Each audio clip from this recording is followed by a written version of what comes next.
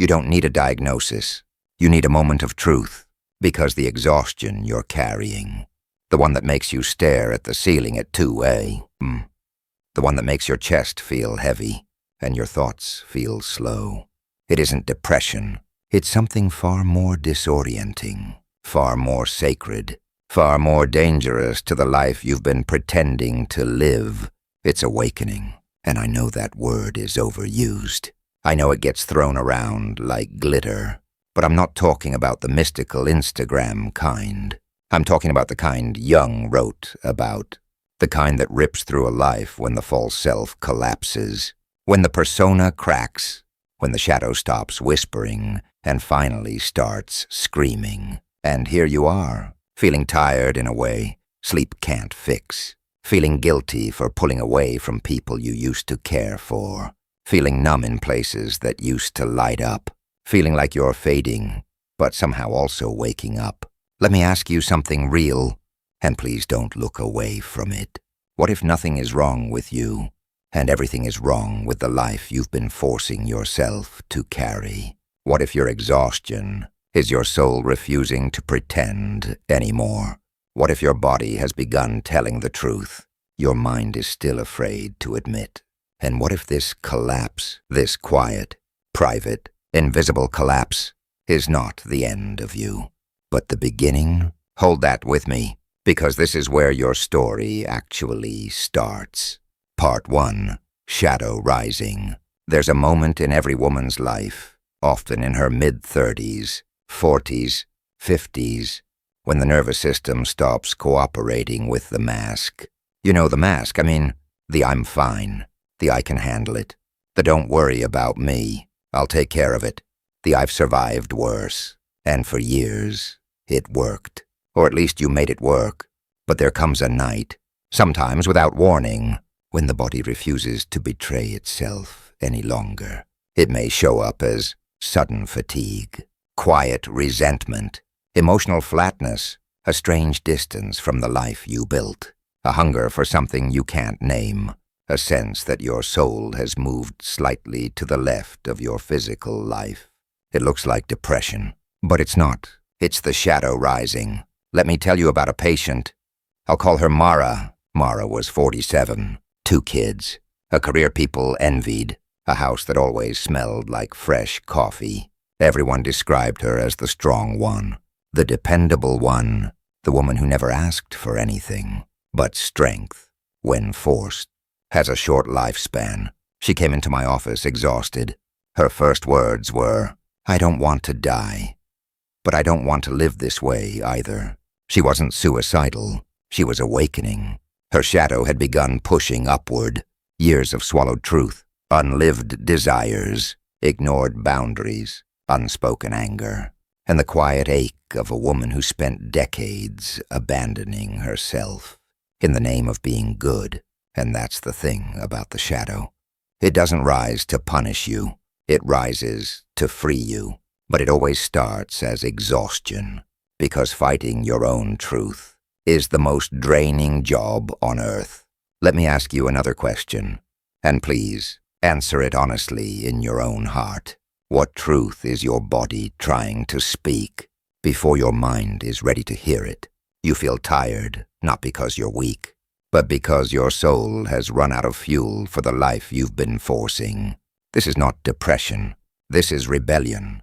Your deeper self is revolting against old patterns. And it's terrifying, isn't it? Especially when no one around you understands. When you start saying no more often, and people get offended. When you stop initiating conversations, and they ask what's wrong. When you become quieter, and they assume you're moody or distant, but inside you, something ancient is unfolding. Jung called it individuation, the moment the unconscious begins reorganizing your entire identity. It doesn't feel spiritual at first. It feels like bone-deep fatigue. It feels like your life is suddenly too tight. It feels like you've outgrown a skin you can't climb out of yet. That tension, that private overwhelm, that subtle grief, that is the shadow rising, and it is sacred. Part 2, Collapse and Descent. The descent never looks heroic. In myths, they call it the underworld.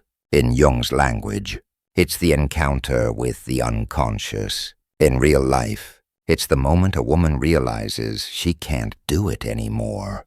Not like this. Not with these expectations. Not while carrying everyone else's emotional load. Not while abandoning herself one small piece at a time. Let me take you there gently.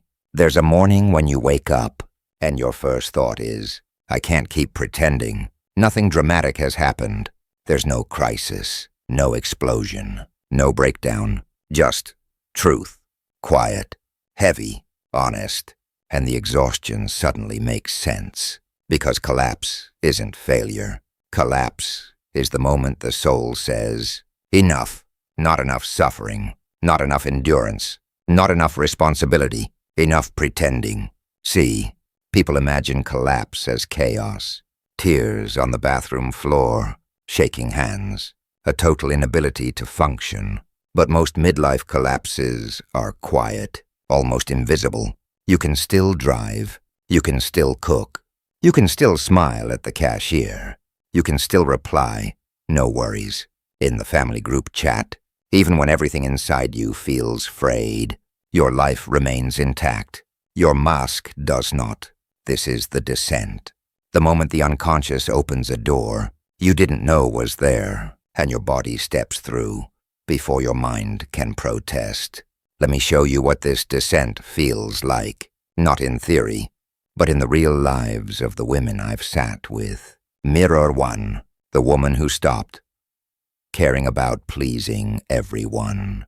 She had always been the peacemaker, the one who smoothed the rough edges in her family, the one who apologized, even when she wasn't wrong. Then one day, her sister said something sharp and entitled, the kind of comment she usually swallowed. But this time, nothing in her moved. No instinct to fix, no instinct to soften. Just a quiet inner voice saying, I'm done absorbing everyone's storms. She thought she was becoming cold, but she was becoming conscious.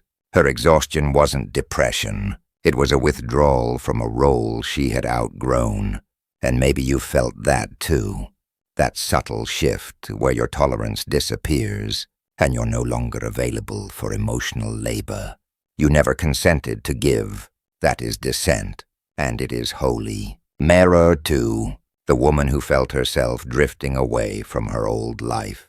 She sat in her car after work, hands still on the steering wheel, unable to move, not because she was sad, not because she was overwhelmed, because she felt nothing, not numbness, but a strange distance, as if she were watching herself from 2 feet behind her body, and she whispered, Whose life is this? When did I disappear from it? That moment terrifies people, but I'll tell you a secret I've learned after 20+ years. When a woman feels disconnected from her life, it is usually because her soul has already outgrown it. The collapse has already begun. Her old self can't hold the architecture anymore. This is awakening dressed as apathy. Mirror 3, the woman who realized she was always tired, around the wrong people. She told me, I thought I was introverted, but now I think I'm just allergic to people who drain me. And I laughed softly, because that line is truer than she knew. Some exhaustion isn't biological, it's relational. Your body collapses around people who demand the version of you that is killing you. Your nervous system shuts down when your boundaries are ignored. Your energy leaks when you're performing a self that no longer fits your truth. Your fatigue has intelligence. Let me ask you something difficult, and don't rush past it. Who does your exhaustion show up around the fastest? And who do you feel strangely alive with?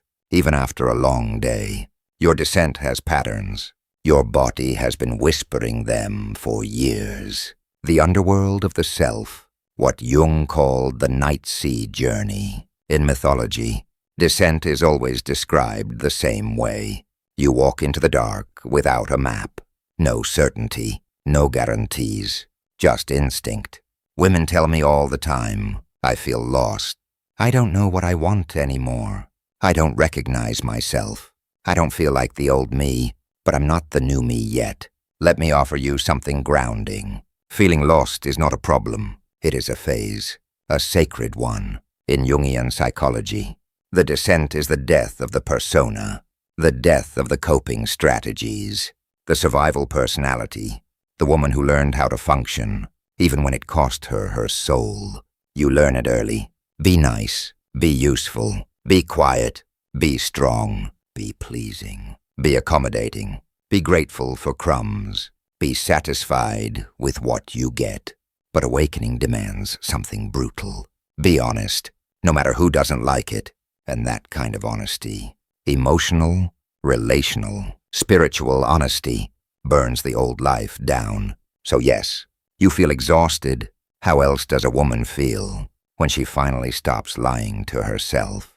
Let me ask you this. What are you unwilling to pretend anymore?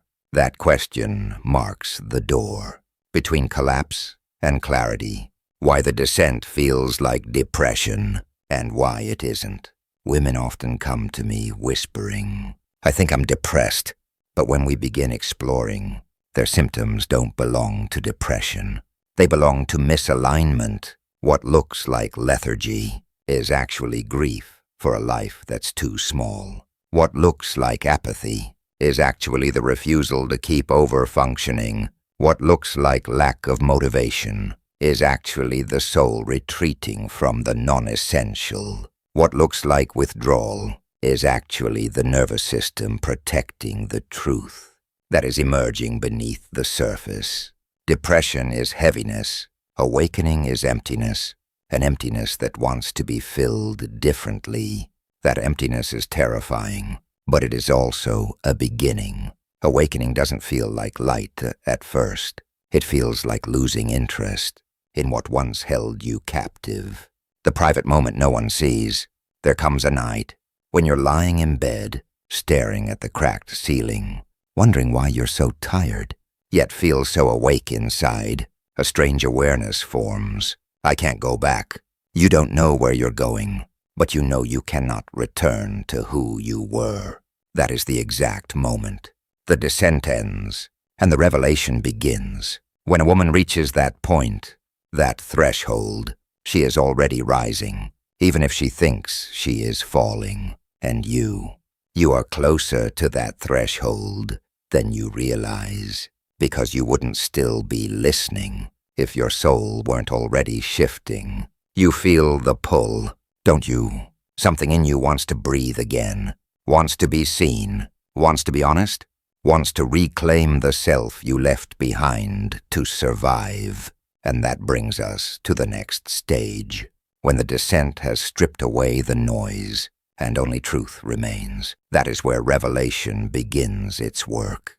Part 3, Revelation. Truth reorganizes your life. Revelation rarely arrives with fireworks. It does not knock on your door, wearing bright colors or speaking in clear sentences. Revelation shows up quietly, like a soft disruption in your patterns, a whisper in the middle of your exhaustion, a feeling that something is shifting, even if nothing around you has changed yet. It comes in fragments, in symbols, in small rebellions you don't fully understand. Jung said the unconscious speaks through images, instincts, and impulses, not theories, not logic, not neatly organized language.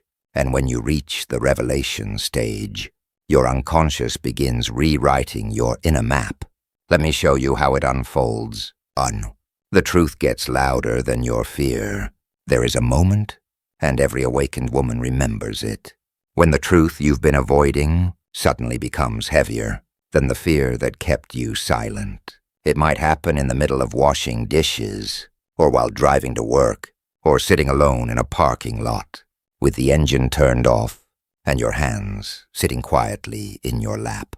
A simple thought rises. I deserve more than this, or something inside me wants out, or I'm not who I was pretending to be. These thoughts feel dangerous, but they also feel alive, and alive is a word you haven't felt in a long time. Let me ask you, what truth has become impossible to silence? That truth is the doorway. Revelation begins the moment you stop running from it. Your boundaries form themselves. During revelation, you don't force boundaries. They rise naturally. Suddenly you can't tolerate certain voices, certain demands, certain roles, certain conversations that drain you. Within seconds of beginning, you don't even announce your boundaries. You simply stop participating in the versions of your life that no longer match your inner expansion. People may say you've changed, but what has really changed is your capacity to betray yourself. It's shrinking by the day, and that is revelation. A patient once told me, "I keep thinking I'm becoming rude." I told her gently, "No, you're becoming real." She cried for 30 minutes, because revelation is not the birth of a new self. It is the return of the original self you exiled to be loved. You begin to feel the difference between peace and performance. For most of your life, you performed peace. You said yes. When you meant maybe, you smiled. When you wanted space, you forgave, while your heart was still bleeding. You stayed calm to keep others comfortable, but awakening gives you a different kind of knowing.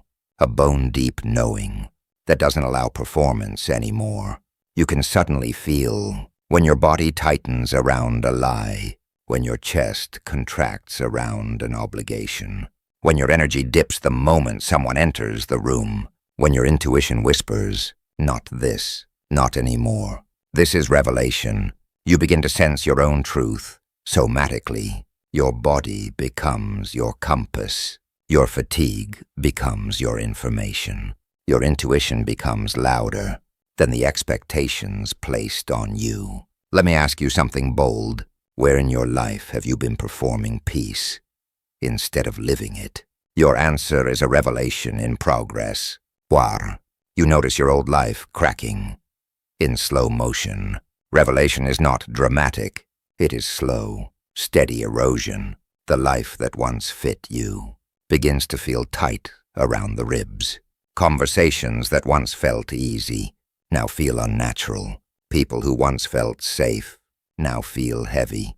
Routines that once felt comfortable now spark a quiet sadness. It's as if the universe is tapping your shoulder, saying softly, "Wake up. This chapter is complete." You see things differently. You hear differently. You respond differently. But here's the magic. You don't have to force anything. Your soul makes the changes for you. When a woman is awakening, she doesn't push her life to evolve. Her life begins reorganizing around her new center.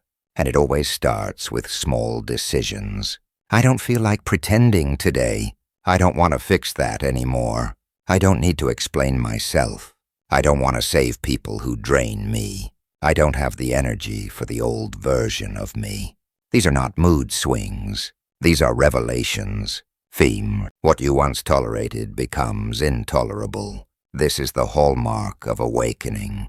The job that used to drain you, suddenly unbearable. The friend who always takes and never gives. You can feel your body recoil. The partner who dismisses your feelings.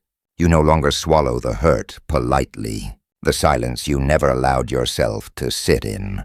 Now it feels like oxygen. This moment is profound. Your exhaustion becomes your refusal. Your refusal becomes your clarity. Your clarity becomes your power. And power, quiet, grounded, feminine power, is the most unmistakable sign of revelation. This is when women ask me, why do I suddenly feel stronger, even though I'm still so tired? Because awakening does not remove exhaustion. It redefines it. Your exhaustion becomes directional. It tells you what is wrong, what is false, what is over, what is dead, what is done. It shows you what your soul no longer endorses. The self begins pulling you toward your real life. During revelation, the buried parts of you, begin to rise from the depths. The intuitive woman, the boundary-setting woman, the woman who no longer performs, the woman who remembers her own needs, the woman who speaks from truth rather than fear, the woman who trusts her body, the woman who knows her worth instinctively, the woman who no longer shrinks to fit the room. Jung called this inner force the self, the deeper intelligence guiding your growth. And when the self wakes up, your life starts catching up. You feel called toward different people, different routines, different choices, different futures, sometimes without knowing why. This is not impulsive, it's instinctive, a quiet inner pull, a subtle orientation, a sense that something in you is steering from a place you can't yet see. Let me ask you the question every awakened woman must answer. What is your life trying to pull you toward? That your fear is still resisting. Sit with that. It's the heart of your revelation. 7. You realize the collapse had a purpose, and this is the moment that breaks you open. You look back at your exhaustion, and suddenly it makes sense. You weren't failing. You weren't falling apart.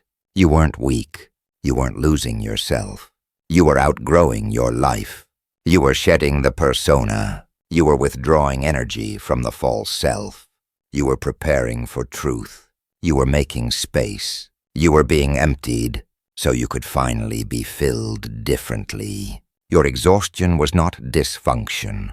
It was communication. It was a direction. It was intelligence. It was evolution. It was awakening, announcing itself through the only language the body could use. And now you can finally see it. This is revelation.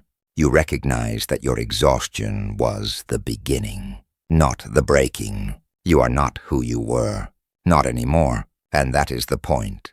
Your life is reorganizing. Your truth is surfacing. Your self is rising.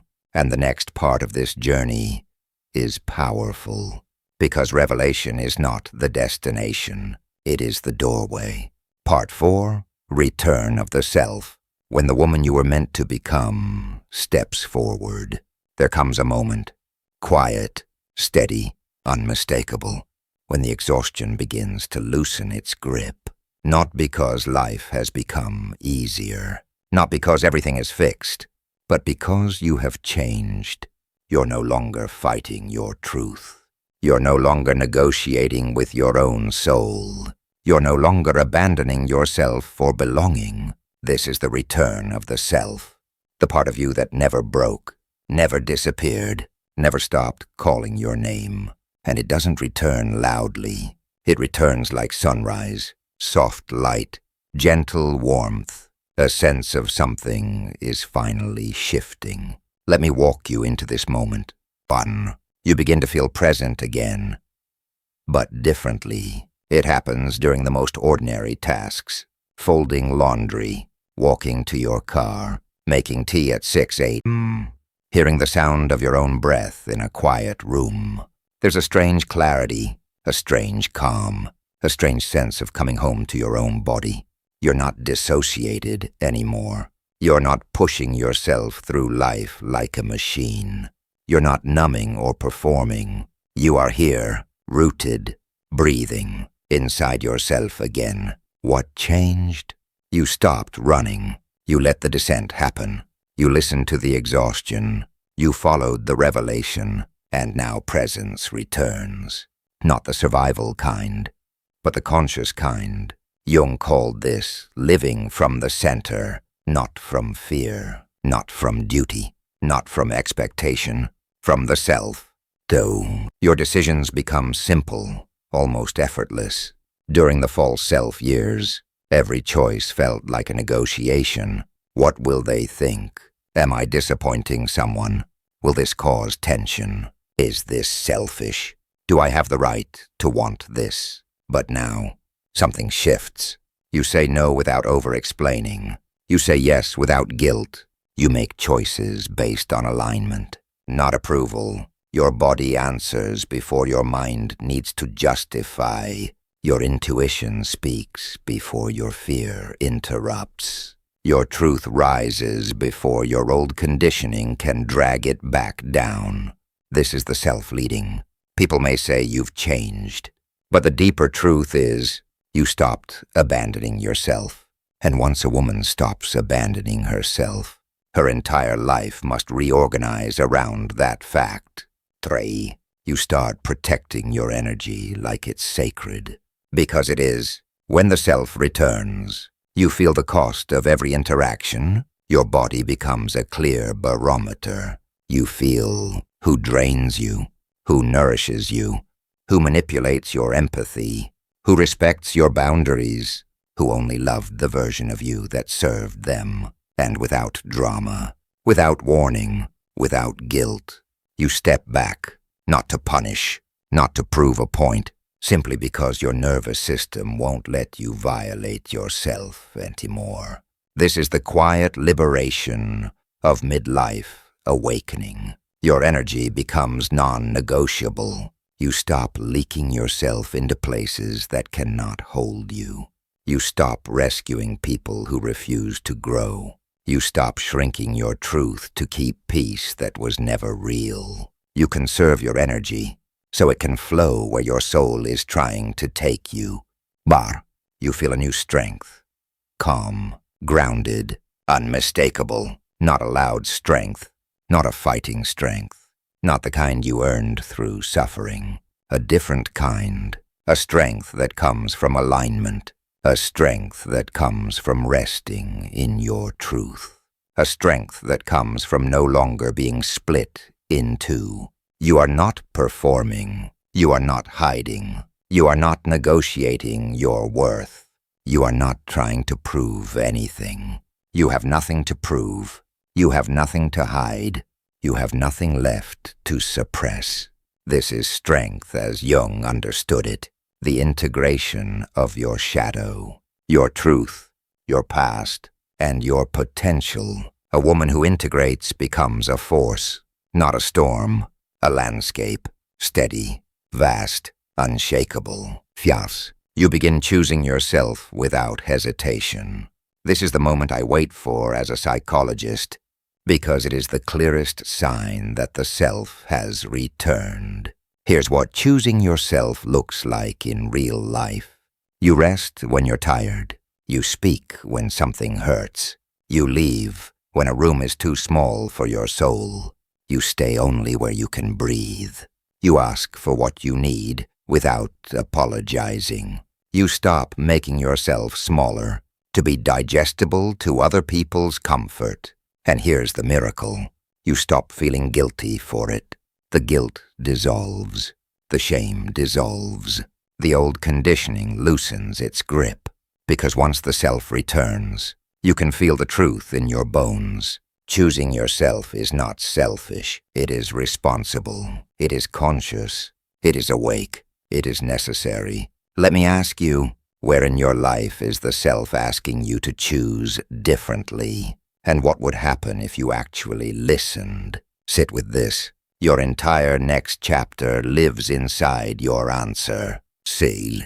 You begin allowing life to meet you where you are. In the fall of self years, you chased everything. Love, validation, stability, purpose, belonging. You ran toward people who only walked toward you when they needed something. You chased approval, as if your survival depended on it. You gave love in places that did not water you back. But when the self returns, you stop chasing. You allow people to show you who they are. You allow your intuition to guide you without explanation. You allow endings that used to terrify you. You allow beginnings that once felt too much. You allow stillness without feeling lazy. You allow joy without feeling unworthy. You allow rest without feeling behind. The woman who has returned to herself does not chase. She attracts, she aligns, she receives. She belongs to herself first. 7. You feel a new kind of peace. One that doesn't depend on circumstances. Life may still be complicated. Relationships may still be messy. The world may still be loud. But inside you, something is different. Your nervous system is no longer bracing. Your heart is no longer begging. Your body is no longer betraying itself. Your soul is no longer whispering into a void. There is space inside you. Space to feel. Space to rest. Space to breathe. Space to exist without performing. Peace doesn't come from controlling your life. Peace comes from inhabiting yourself fully. And this inhabiting, this inner rooting, this grounded presence, is the unmistakable sign that the self has taken the throne again. You are home, not in a house, not in a role, not in a relationship, not in an identity, in yourself. Us. The exhaustion transforms into guidance. This is the final alchemy. The exhaustion that once felt like a threat now becomes a signal, a compass, a boundary, a truth teller. It tells you, this person drains me. Step back. This responsibility isn't mine. Release it. This life is too small. Expand. This pattern is killing me. Stop. This version of me is over. Shed it. This longing is real. Honor it. Your exhaustion no longer scares you. It informs you. It becomes part of your intuition. It becomes part of your awakening. It becomes part of your new way of navigating the world. And slowly, beautifully, unmistakably, you begin living from yourself, not from your wounds. This is the return. Not a return to who you were. That woman was surviving. This is a return to who you were before the world told you to shrink. The original blueprint. The unbroken core. The woman you lost. The woman you mourned. The woman you thought was gone forever. She is not gone. She was waiting. And now she's here. Breathing through you. Speaking through you. Choosing through you. Living through you. This exhaustion was not depression. It was initiation, a doorway, a calling back into yourself. Your awakening is not ahead of you. It has begun. There's something Jung wrote that I think about often, especially when I sit with women who believe they are breaking when they are actually being reborn. He said, "We do not become enlightened by imagining figures of light, but by making the darkness conscious. And that is what you've done here. Whether you realize it fully yet or not, your exhaustion forced you inward. Your collapse dissolved the persona. Your descent cracked open the truth. Your revelation rearranged your inner world. And now, the self has returned, quietly, steadily, undeniably. This journey wasn't a mistake. It wasn't a malfunction. It wasn't a weakness. It was initiation. Your exhaustion was never depression. It was the soul refusing to dim itself to fit an outdated life. It was your inner truth calling you back. It was your nervous system defending your becoming. It was awakening announcing itself before your mind had the language to understand. Here is the lesson I want to leave you with. Awakening does not make life easier. It makes you truer. And when you are true, life finally has a chance to meet you honestly. You are not done. You are not late. You are not behind. You are arriving fully, slowly, beautifully into yourself. And if something in you whispered yes while listening, if something in you softened or opened or remembered who you used to be before the world asked you to be everything else, then keep going. The self didn't return to be ignored. It returned to lead. You're awakening, not breaking. And the life ahead of you will be built on truth, not survival. If you want to mark this moment, if you want to anchor this awakening in something conscious, come on. I'm healing consciously, not for the algorithm, for yourself, for the part of you that finally feels seen, for the woman who is rising. I'm here with you, and you're not walking out of your exhaustion. You're walking into yourself.